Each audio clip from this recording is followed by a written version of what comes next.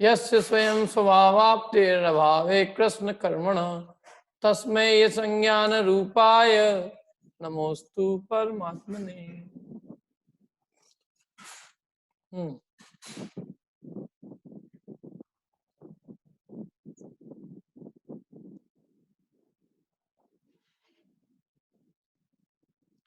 प्रश्न किसी को?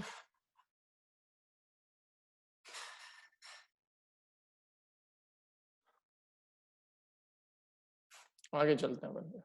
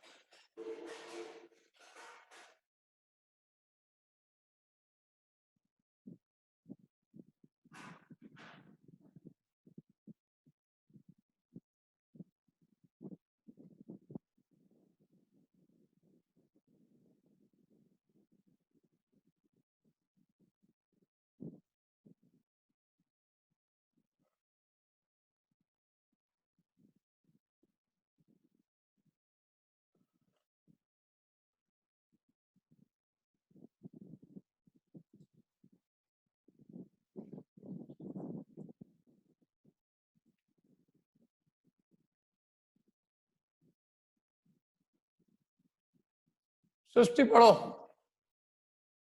अन्वयार्थ से। व्रतों द्वारा देवपद प्राप्त करना अच्छा है, परंतु अरे अव्रतों द्वारा नरक पद प्राप्त करना अच्छा नहीं है। जैसे छाया और ताप में बैठकर मित्र की राह देखने वाले दोनों पुरुषों में महान अंतर है, इसी तरह व्रत और अव्रत का आचरण करने वाले दोनों पुरुषों में महान अंतर है। बहुत बढ़िया। देखो ये अपन ने पढ़ा था ना, इसका अपन ने अर्थ भी बताया था। वरम व्रते पदम देवम ना व्रते वत नारकम। क्या छाया तपस्योर भेद प्रतिपाल यतोर महान। तो इसमें अंतर समझ में आया? एक इसमें मतलब इसके अंदर कौन से शब्द का क्या अंतर है, कौन से शब्द का क्या अर्थ है? सॉरी, परम व्रते पदम देवम ना व्रते वत नारकम।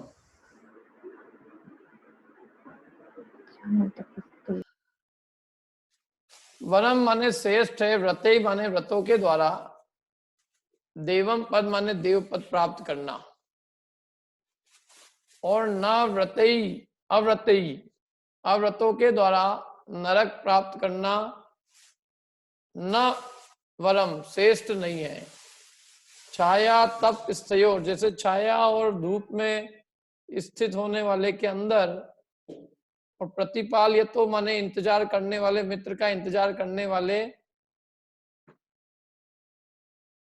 मित्र का इंतजार करने वाले छाया और आतप में स्थित पुरुषों में जैसे महान भेद, जैसे महान भेद माने महान अंतर है, उसी प्रकार अव्रतों का पालन करके नरक में जाने की अपेक्षा व्रतों का पालन कर देव प्राप्त करने वाले में महान अंतर है। मित्र राह देखत खड़े, एक छाया एक धूप, व्रत पालन से स्वर्गति अव्रत दुर्गति को। मित्र की राह देखने वाले जो जो जीव एक छाया में एक धूप में, दोनों में जिस प्रकार बड़ा अंतर है, ऐसे व्रत पालन के द्वारा स्वर्ग गति प्राप्त करने वाले में और अव्रतों के द्वारा दुर्गति जाने वाले में महान अंतर है। व्रत और अव्रत का आचरण करने वाले दोनों पुरुषों में महान अंतर है। टीका पढ़ते हैं, देखो टीका।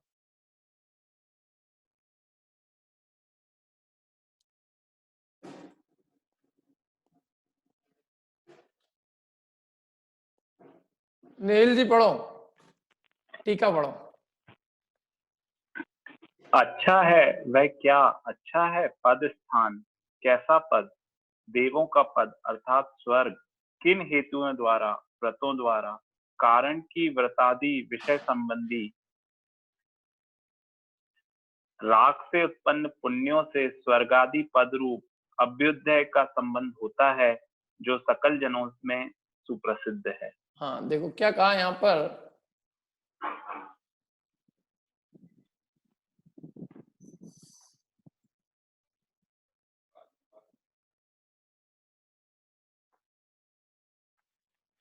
अच्छा है, वो क्या अच्छा है, वो पद अच्छा है, वो स्थान अच्छा है। कौन सा पद?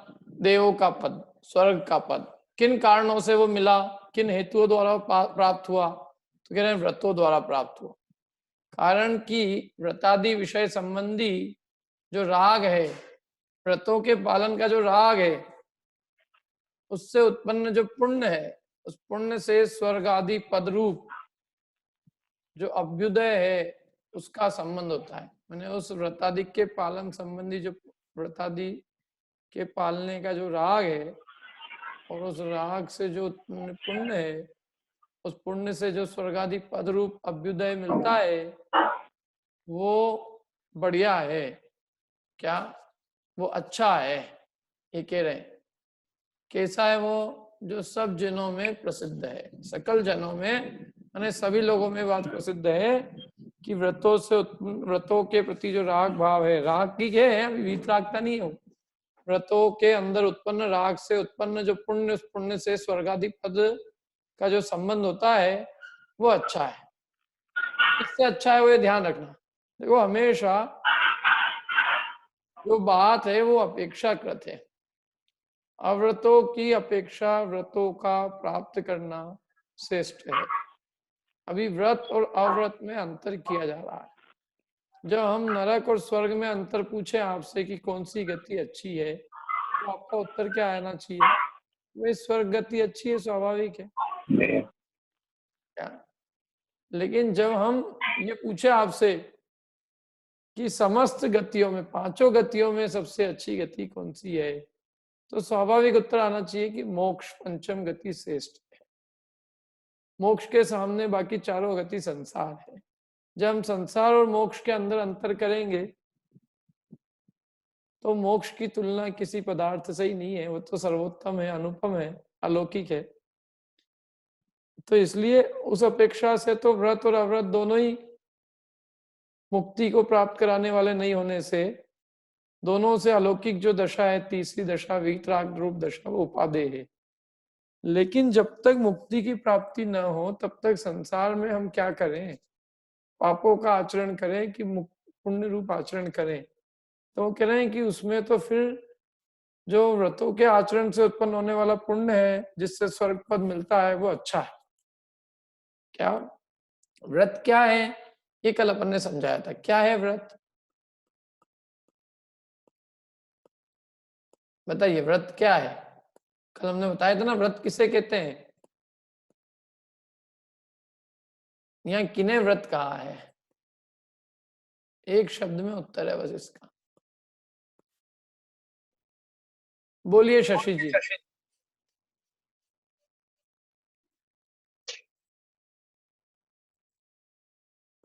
अपने आप ही कहो।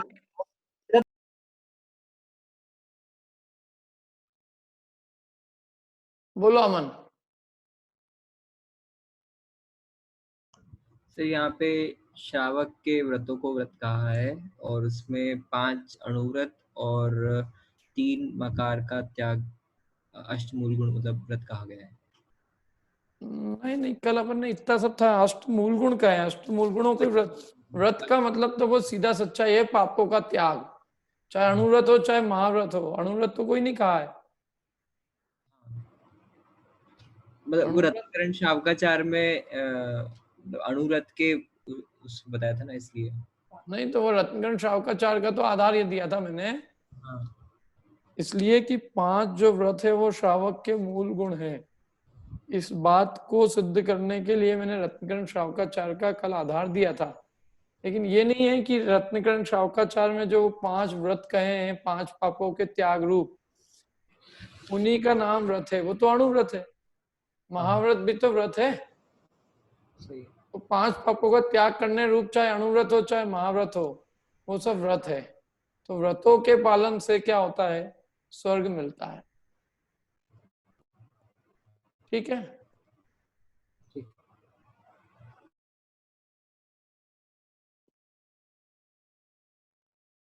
5 पापों के त्याग रूप जो बात है, 5 पापों का त्याग जो है वो वास्तव में पुण्य का बंध का कारण है और स्वर्गाधिपत की प्राप्ति का कारण है। बोलो प्रीतेश जी। सर ये राग से उत्पन्न पुण्य, राग से उत्पन्न पुण्यों से सर्वाधि पद रूप, तो राग से उत्पन्न राग को लेना है कि पुण्य जो मिला उसको लेना है? स्वर्ग तो पुण्य से मिलेगा और पुण्य राग से बंधेगा। तो अभी अपन क्या समझे, राग से उत्पन्न पुण्य, मतलब इन्हें पुण्यों से ही पुण्य की बात कर रहे हैं? अरे सीधी सी बात है कि जो रागादि भाव है उनसे पुण्य बांधते हैं, उन पुण्य का उदय आता है, उससे देवगति की प्राप्ति होती है। राग से हम जो शुभ राग है उससे देवायु बांधेंगे और देवायु से देवगति की प्राप्ति होगी। ठीक है, पूरी क्रिया को ही लेना है। तो यहाँ 5 पापों के त्याग रूप, जैसे और भी व्रतों में अपन गुणव्रत भी ले सकते हैं। व्रतों में हम शिक्षा व्रत भी ले सकते हैं। सीधी सी बात है, व्रत माने विरत होने का नाम व्रत है। व्रत किसे कहते हैं? जैसे व्रत की परिभाषा तत्वार सूत्र में दी है। कोई बताएगा व्रत का सूत्र? वाह, प्रीति पंचोली जी आ गए हैं। मतलब बोलिए प्रीति जी।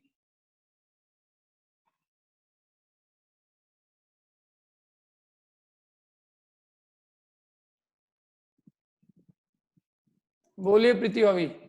हिंसा आदि 5 पापों से विरत होना व्रत है। इसका सूत्र याद है क्या? हिंसास्ते हिंसा नृत हिंसा न स्ते ब्रह्म स्त्या ब्रह्म ब्रह्म परिग्रह परिग्रहेभ्यो विरति व्रतम। हाँ, हिंसा नृत स्ते ब्रह्म परिग्रहेभ्यो विरतिर्व्रतम। देखो अशोक जी बोलेंगे। अशोक जी बोलो तो ये सूत्र। हिंसा न तिस्ते ब्रह्म परिग्रह्य वृत्तिर्व्रतम। हाँ, समझ में आया ना? ये व्रत का सूत्र है ये। इसलिए मैं कह रहा हूँ, जो चीजें है ना, आप अपने अपने मन से तो कुछ नहीं बोल सकते। अपन बंधे हुए हैं सब चीजों के लिए। अब कल लोगों ने कहा था गुण व्रत है, शिक्षा व्रत है, वो सब ठीक है, वो भी व्रत है। लेकिन जो सूत्र जी में व्रत किसे कहा है? 5 पापों से विरत होने को व्रत कहा है। 5 पापों से छूटने का नाम व्रत है। विरत माने अलग हो जाना। जैसे वृक्ष से टूट के पत्ता अलग हो जाता है, फिर वापिस जुड़ता नहीं है। ऐसे 5 पापों से अलग हो जाना, फिर पुनः कभी उसमें प्रवृत्ति नहीं करना, इसका नाम व्रत है। और इन व्रतों से क्या मिलता है? देव पद मिलता है, देवगति की प्राप्ति होती है, जो सब जनों में सुप्रसिद्ध है। अब आगे देखो, पढ़ते हैं अपन आगे, है ना? पढ़ो आगे, अमन तुम पढ़ लो। तब शिष्य आशंका करते हुए कहता है, अव्रत भी उसी प्रकार के होंगे। हाँ, जैसे व्रत है वैसे अव्रत भी होना चाहिए। अव्रत से भी पुण्य मिल जाना चाहिए और पुण्य से स्वर्ग मिल जाना चाहिए। अव्रत से भी स्वर्ग पद की प्राप्ति हो तो क्या दिक्कत है? तुम्हारे पिताजी क्या जा रहा है? पाप से भी भेज दो नरक, पाप से भी स्वर्ग भेज दो। क्या जा रहा है? मतलब अव्रत भी ऐसी होंगे। पढ़ो। नहीं इत्यादि। वह अच्छा नहीं है। वह क्या पद? कैसा पद? नरक संबंधी पद। किस द्वारा प्राप्त हुआ? अव्रतों से, अर्थात हिंसादि परिणामों से उत्पन्न हुए पाप द्वारा पाप द्वारा प्राप्त हुआ। वत शब्द खेद अष्ट में। ओके ठीक है। अरे तो व्रत और अव्रत जिनका निमित्त है, ऐसे देव और नरक, इन दो पक्षों में समानता आएगी। ऐसी शिष्य की आशंका होने पर इन दोनों में महान अंतर है, ऐसा छाया इत्यादि दृष्टांत द्वारा प्रकट करके आचार्य कहते हैं। वह कौन? भेद अंतर, भेद अंतर, भेद अंतर कैसा? महान, बड़ा, किन दोनों के मध्य? दोनों पथिकों के मध्य। क्या करते? अपने कार्य के लिए नगर में गए हुए और वहां से वापस आते हुए अपने दूसरे साथी की मार्ग में प्रतीक्षा करते करते राह देखते। कैसे हैं वे दोनों? छाया और धूप में बैठे हुए। इसका अर्थ इस प्रकार है, तीसरे साथी के आगमन काल तक जैसे छाया में बैठा हुआ पथिक सुख से बैठता है और धूप में बैठा हुआ पथिक दुख से बैठता है, वैसे ही जहां तक सुद्रव्यादि मुक्ति के कारण प्राप्त हो, वहां तक व्रतादिक आचरण करने वाला यह आत्मा जीव स्वर्ग आदि स्थानों में सुख से रहता है, और दूसरा अव्रतादि रूप आचरण वाला नरकादि स्थानों में दुख से रहता है। बहुत बढ़िया। क्या कहा देखो,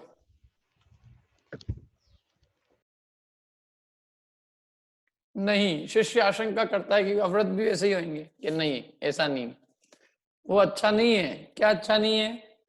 कि वो नरक अच्छा नहीं है। नरक अच्छा है क्या? बताओ, किसको अच्छा लगता है नरक?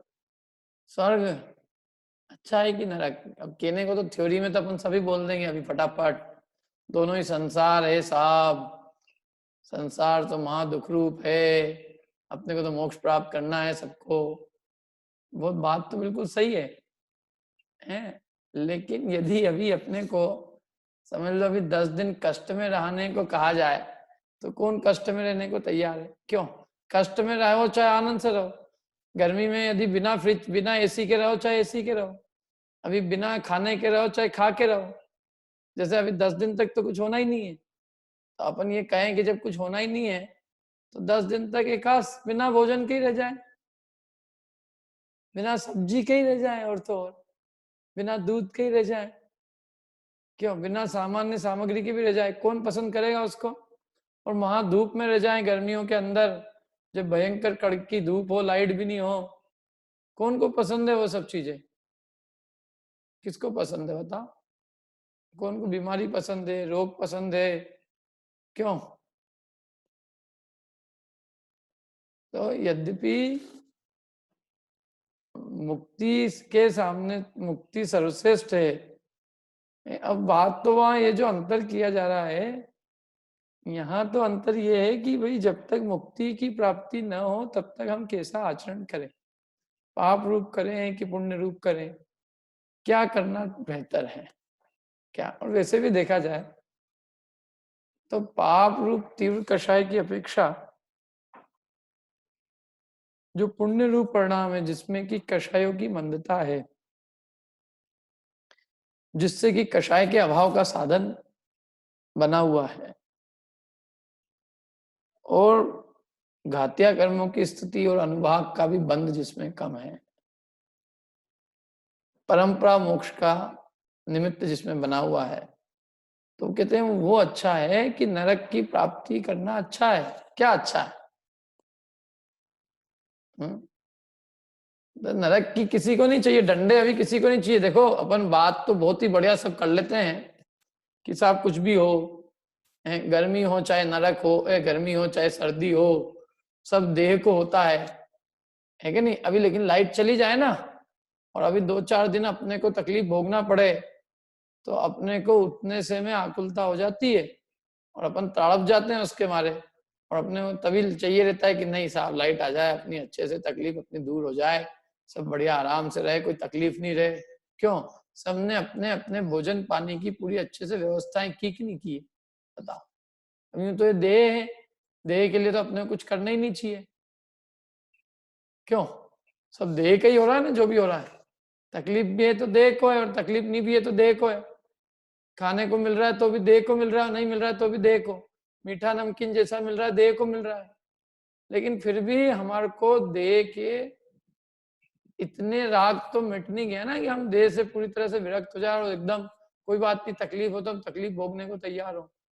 क्या नरक के डंडे सुन के अपने को वो हो जाता है, क्या हो जाता है, कपकपी छूट जाती है? कौन कौन वेता, अभी ये देखो 3 तारीख तक का लॉकडाउन है ना, 3 जून तक कौन रहने को तैयार है? 3 जून तक, 3 जुलाई तक, 3 अगस्त है, क्या उसमें हो क्या जाएगा? देह का ही तो होगा ना, जो भी होगा। अपनी क्लास तो चल रही है, तुम स्वाध्याय, आत्मा तो तुम्हारे साथ ही है, अपने आत्मा का ध्यान करो और बस केवल ज्ञान की प्राप्ति कर लो। आत्मा तो साथ है ही, आत्मा कहीं थोड़ी किसी के गया, किसी का आत्मा कोई लॉकडाउन में तो आत्मा को तो कोई नुकसान हुआ नहीं, आत्मा तो वही का वही है। लेकिन फिर भी हमें ये परिस्थिति अच्छी लग रही क्या? क्यों कीर्ति जी, बुरी लग रही ना? सबको बुरी लग रही है क्या? कारण ये है कि जब हम प्रैक्टिकली अपन जब यथार्थता की धरातल पे उतरते हैं तो अपन पाते हैं कि भाई हम क्यों भोगे, कोई भी प्रकार का कष्ट भी हम क्यों भोगे, तो ऐसे काम हम क्यों करें, ऐसे हिंसा, झूठ, चोरी, कुशील के परिग्रह के काम हम करें क्यों, कि जिससे हमें नरक गति जाना पड़े। हम तो स्वर्ग को भी नहीं जाना चाहते, तो नरक बना क्यों जाए? हम जो मुक्ति की प्राप्ति की इच्छा करने वाला है वो फिर नरक जाने के काम कैसे करें हैं? जब हम पुण्य को भी बुरा कह रहे हैं तो फिर हम पाप को भला कैसे कह देंगे? जब हम देवगति की प्राप्ति को भी हम कह रहे हैं कि वो भी मुक्ति की प्राप्ति में बाधक है, तो भला नरक गति की प्राप्ति साधक कैसे हो सकती है? जब जब पाप, जब पुण्य, जो 5 पापों के त्याग रूप पुण्य है, जब आचार्य उसको भी कहते हैं कि वो भी मुक्ति का साधन नहीं है, तो एक विचार करो कि जो पाप है वो मुक्ति के साधन कैसे हो सकते हैं? इसलिए उसका तो बिल्कुल त्याग होना ही चाहिए। देखो एक बात और है, धर्म का पात्र कौन जीव? आपको क्या लगता है? जो हिंसा, झूठ, चोरी, कुशील, परिग्रह, पापों में प्रवृत्ति करने वाले हैं, वे जीव धर्म के पात्र। अब ये जितने क्लास में बैठे हैं ना, एक भी व्यक्ति ऐसा नहीं है जिसकी पाप रूप प्रवृत्ति हो। यदि पाप रूप प्रवृत्ति होती तो वह क्लास में नहीं बैठता।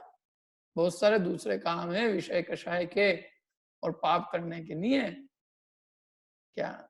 बहुत सारे काम। कुछ लोग नहीं हो तो अपने खुद ही घर घर में नाच नाच की फोटो भेज रहे हैं, हमारा नाच देखो, डांस देखो, क्या कोई गा गा के भेज रहे हैं, कोई खाना बना बना के भेज रहे हैं। जिसकी जो चित्त में आ रहा है, इससे सबकी चित्त वृत्ति दिख रही है कि सबने सुख किसमें मान रखा है। जिसको खाने में सुख दिख रही है वो खाने की रेसिपी बांट रही है लोग,